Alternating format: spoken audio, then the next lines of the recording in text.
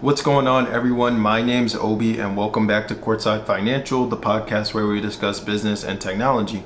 In today's episode, we're talking about something that affects vehicle owners worldwide, and that's going to be the sometimes shady world of automotive insurance.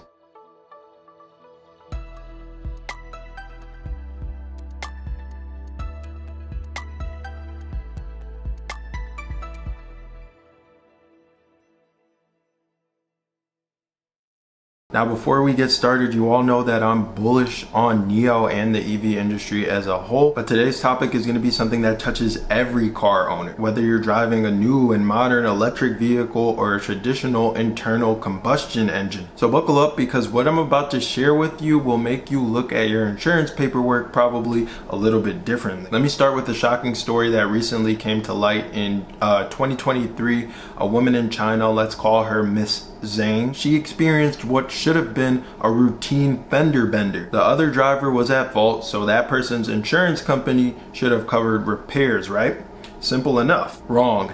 After waiting 3 weeks, and I know how frustrating the wait can be when your daily driver is out of commission. If you want to be a part of the conversation before it happens here on YouTube, click that link in the description to join the free Courtside Financial Discord. Miss Zhang discovered something that would infuriate any car owner. Not only had the original damage not been properly repaired, but the repairs were done with secondhand parts, replacing her original headlights and hood. Even worse, her car mysteriously accumulated scratches that weren't even there before on the rear view mirrors, door handles, and window film. That's right, the car came back in essentially worse condition than it went in, but the rabbit hole gets a little bit deeper, folks. Thanks to dash cam footage, and this is why I recommend keeping your dash cams rolling, Miss Zhang discovered that her car had been shuffled to 2 different repair shops, which we'll call Shop A and Shop B. Yet mysteriously, the repair invoice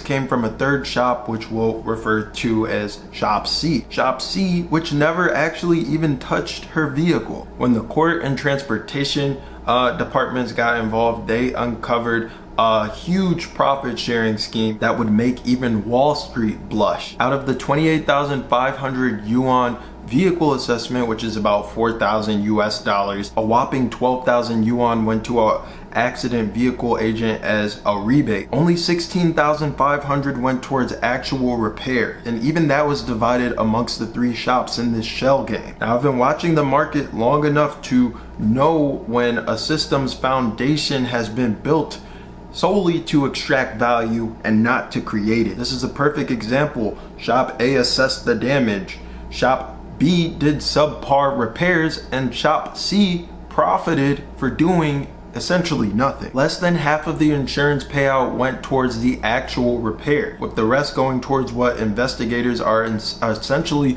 calling lubricant in this profit sharing scheme. Let's put this into perspective with some numbers. China currently has 453 million vehicles on the road, with 353 of them being cars. That's a massive market, and with auto insurance claims exceeding $127 billion in 2024, even small-scale fraud adds up to astronomical sums. But it's not just the repair fraud that you need to watch for. Let me tell you about another trap that was recently reported in Shanghai. Mr. Liu purchased a vehicle warranty service in 2024. We'll call him Mr. Liu, but he purchased a service thinking that he was protecting himself. When the continuously variable transmission failed, the warranty service offered him 28,500 yuan instead of the 5,000 yuan that he had initially purchased the service with the understanding that he was going to receive. Their excuse: only 3 items in his contract met their narrowly defined claim conditions. Despite Mr. Liu arguing, "I'm not a professional, I just know that if I buy a warranty service from you guys, I should be protected," he had to settle for just a 500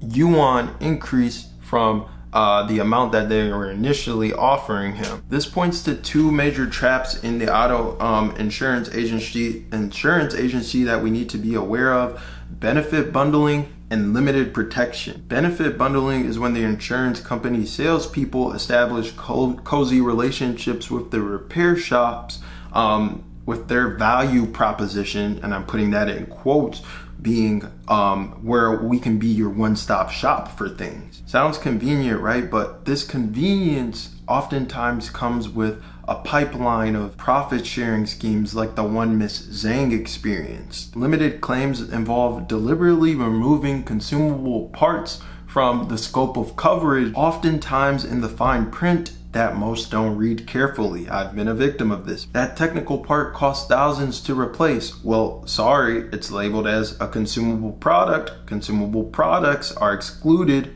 as stated in the fine print. Page 17, paragraph 4, subsection C of your contract, Mr. Zhang. It's right here. So what's being done about this? What can us consumers do to protect ourselves? Well, in China, regulatory authorities are stepping up. In Ningbo, they formed an honest repair team using big data models to compare repair and insurance data. This allows them to quickly identify potential fraud through on-site inspection. For insurance companies, assuming they're not complicit, there's a clear need for a crackdown on these practices. These schemes don't just harm consumers, they damage a company's reputation and they drain its resources. But most importantly, what can consumers do? Number one, always choose formal, reputable insurance channels. A bargain policy might not be such a great policy when you need to make a claim. Number two, read your contract.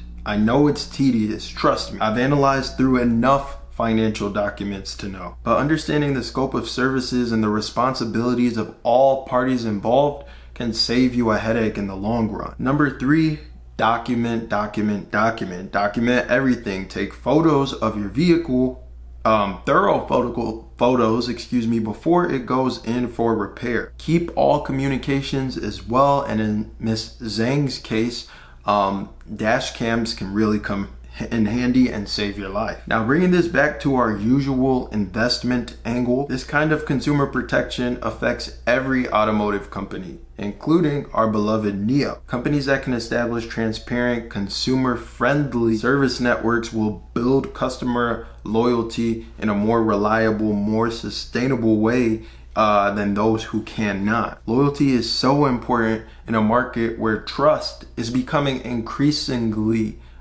paramount. In fact, one of the reasons I remain bullish on NIO is because despite their market fluctuations, they have a focus on customer experience and building vertically integrated systems. When you're dealing with high value products like premium EVs, it's unacceptable to have poor service, and this is something that NIO understands to a T. Service is one of NIO's key differentiators. So anyways, that's going to be it for this episode of Courtside Financial. Hope you guys enjoyed the podcast. I'm trying to give more insight into what's going on in NIO's biggest market, the world's biggest EV market, China, so you guys can just have more of an understanding. And I try to keep it entertaining as well. So if you like this video, this story, make sure you hit the like button, make sure you click the subscribe button, leave a comment down below. Definitely want to know about what you guys think about this. If I did a little bit more research, I'm sure this is happening in America too. But that's going to be it for this one. Catch you guys in the next episode. Obi signing off. Goodbye.